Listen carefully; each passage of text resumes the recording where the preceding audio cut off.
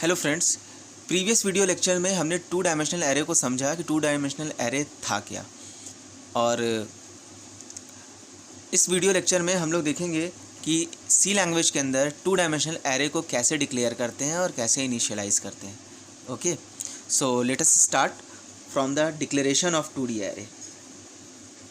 Declaration of 2D, ठीक है।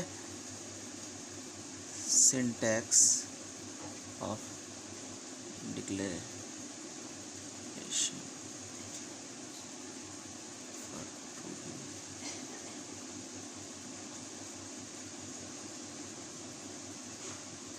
तो टू डायमेंशनल एरे का सिंटैक्स क्या है डिक्लेयर करने का, सबसे पहले वो देखते हैं। तो सिंटैक्स देखिए, वन डायमेंशनल एरे आप लोग देख चुके हैं। वन डायमेंशनल एरे में सिंटैक्स क्या था, डेटा टाइप देते थे एरे का नाम देते थे और ब्रैकेट्स के अंदर साइज़ देते थे कि कितने एलिमेंट्स उसके अंदर होंगे, ठीक है। तो बिल्कुल सिमिलर सिंटैक्स है यहाँ पर। सबसे पहले हम डेटा टाइप देंगे एरे का, ठीक है। अगेन एक बात ध्यान रख लीजिए, जैसे वन डायमेंशनल एरे में एलिमेंट्स जो होते थे वो एक ही टाइप के होते थे, यानी अगर सब इंटीजर हैं, एक वैल्यू इंटीजर है तो सारी वैल्यू एरे की इंटीजर होगी। तो वो डेफिनेशन यहाँ पे भी वैलिड रहेगी कि टू डायमेंशनल एरे में भी एलिमेंट सिमिलर टाइप के ही होंगे, ठीक है। तो पहला जो हो गया डेटा टाइप, दूसरा हो गया एरे का नाम, और तीसरा यहाँ पर रो साइज़ देते हैं हम, क्योंकि यहाँ पे दो इंडेक्स की ज़रूरत पड़ रही है टू डायमेंशनल एरे में। तो यहाँ पे एक रो साइज़ देंगे और एक कॉलम साइज़ देंगे, ठीक है। तो दो ब्रैकेट लगाएंगे, एक में रो साइज़, एक में column size and semicolon, ठीक है। सो डेटा टाइप क्या स्पेसिफाई कर रहा है, the type of elements to be stored in array. Array में किस टाइप के एलिमेंट्स होंगे वो बताएगा हमारा डेटा टाइप। दूसरा array name, it's a user defined name given to the array, ठीक है। तो ये क्या बता रहा है कि ये कोई भी यूज़र डिफाइंड नेम हो सकता है जो आइडेंटिफायर के रूल को फॉलो करता हो। अपना मनचाहा प्रोग्रामर अपनी मनपसंद का नाम यहाँ पर दे सकता है, कुछ भी, ठीक है। तीसरा है रो साइज़।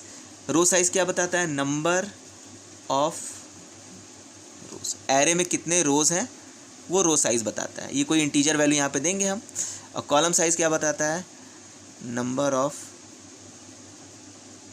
कॉलम्स, कितने कॉलम्स हमारे टू डायमेंशनल एरे में होने वाले हैं। ओके, सो ये चार चीज़ें हम देते हैं। अगेन डिक्लेरेशन केवल और केवल हमें ये बताता है कि किस टाइप का एलिमेंट स्टोर होगा एरे में, उसका नाम क्या है और कितने रो और कितने कॉलम है। अभी हम कोई भी एलिमेंट नहीं असाइन करते हैं। सो जब भी हम कुछ डिक्लेयर करते हैं तो केवल जैसे मेमोरी में या वन डायमेंशनल वेरिएबल के बात करें या फिर वन डायमेंशनल एरे का बात करें, हम जब भी डिक्लेरेशन करते हैं तो केवल उसके नाम पे मेमोरी एलोकेट होती है, दैट्स ऑल, और कुछ नहीं होता, ठीक है। उस एरे के नाम पर या उस वेरिएबल के नाम पर केवल मेमोरी एलोकेट हो जाती है और अभी उसके अंदर कोई वैल्यू नहीं होती है, ठीक है, जब तक हम इनिशियलाइज़ ना करें, ठीक है। तो सबसे पहले हम एग्जांपल देखते हैं इसका। मान के चलिए हमें एक 2D integer, two dimensional integer array create करना है। कितने साइज़ का, 2x3 का, मीन्स नंबर ऑफ़ रोज़ 2 हो और नंबर ऑफ़ कॉलम्स 3 हो। तो उसका डिक्लेरेशन हम कैसे करेंगे, ठीक है। तो इंटीजर एरे है तो डेटा टाइप क्या हो जाएगा, INT। एरे का नाम हम कुछ भी दे सकते हैं, मान के चलिए मैंने A दे दिया, ठीक है। नंबर ऑफ़ रोज़ कितनी है, 2, नंबर ऑफ़ कॉलम्स कितने हैं, 3। तो यहाँ ब्रैकेट में हमने क्या दिया, 2 and 3। So number of rows 2 and number of columns 3, ठीक है। तो ये हो गया आपका डिक्लेरेशन। जैसे ही ये डिक्लेरेशन होगा, ठीक है, सो तुरंत ही हमारा मेमोरी एलोकेट हो जाएगी, किसके नाम पर, A के नाम पर। इस एरे A के नाम पर कुछ मेमोरी एलोकेट हो जाएगी और अभी कोई एलिमेंट्स नहीं जाएंगे इसके अंदर। ओके, सो देखते हैं हम फिर अगेन कॉन्सेप्चुअली रिप्रेजेंट कर रहे हैं इस एरे को, ठीक है। सो 2 रो हैं तो 0 and 1, 2 रो हो गई, और 3 कॉलम है तो कॉलम नंबर 0, कॉलम नंबर 1 एंड कॉलम नंबर 2, 0 1 2। ये क्या है, ये आपका एरे है, ओके, टू डायमेंशनल। तो रो 0 and 1 एंड कॉलम 0 1 2, ओके। यहाँ तक की बात समझ में आई। It is the conceptual representation. Conceptual representation of 2D array A, sorry small A, 2D array A का ये कॉन्सेप्चुअल रिप्रेजेंटेशन है।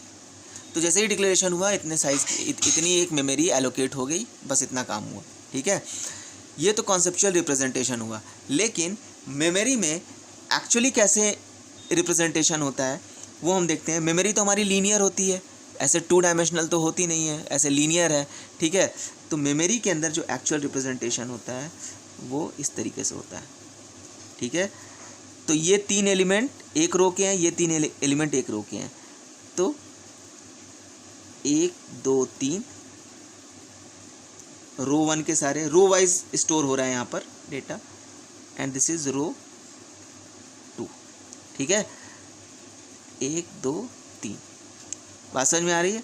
तो अगर मैं इसकी बात करूँ, A00 है, ये A01 है, ये A02 है।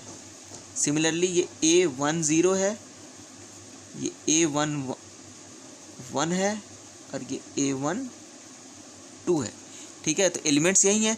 तो अगर एक्चुअल जो मेमोरी में रिप्रेजेंटेशन है वो इस तरीके का है कि एक रो के एलिमेंट एक, फिर उसके जस्ट आगे सीक्वेंस से एलिमेंट्स आएंगे, तो बिल्कुल वैसा ही होगा। A00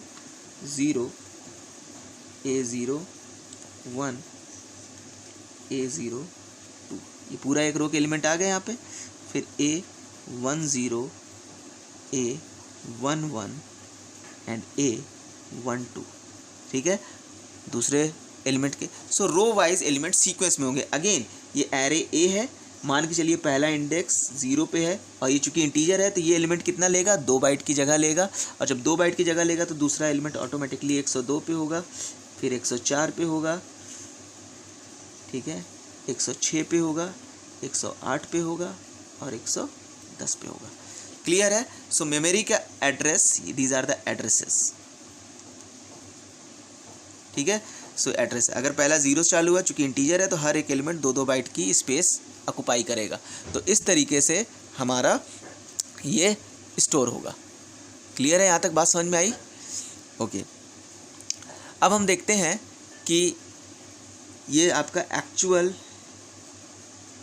मेमोरी रिप्रेजेंटेशन हुआ। मेमोरी में ऐसे एलिमेंट जाएंगे, ठीक है, लेकिन कॉन्सेप्चुअली हम इसको 2D मैट्रिक्स के फॉर्मेट में समझते हैं। ओके, अब आप यहाँ पे देखिए एलिमेंट्स अभी भी सीक्वेंस में है, तो एरे की डेफिनेशन अभी भी हमारी मेंटेन्ड है। एरे की डेफिनेशन क्या कहती थी कि एलिमेंट सीक्वेंस में होने चाहिए, जो भी हो कंटिगुअस मेमोरी लोकेशन में है, बस रो वाइज है, पहले रो 1 के, रो 0 के, और दूसरा फिर रो 1 के। अगर रो 2 हो जाएगी तो फिर रो 2 के एलिमेंट आ जाएंगे। इस तरीके से स्टोर होता है। सो आई होप कि आपको एरे का डिक्लेरेशन समझ में आ गया होगा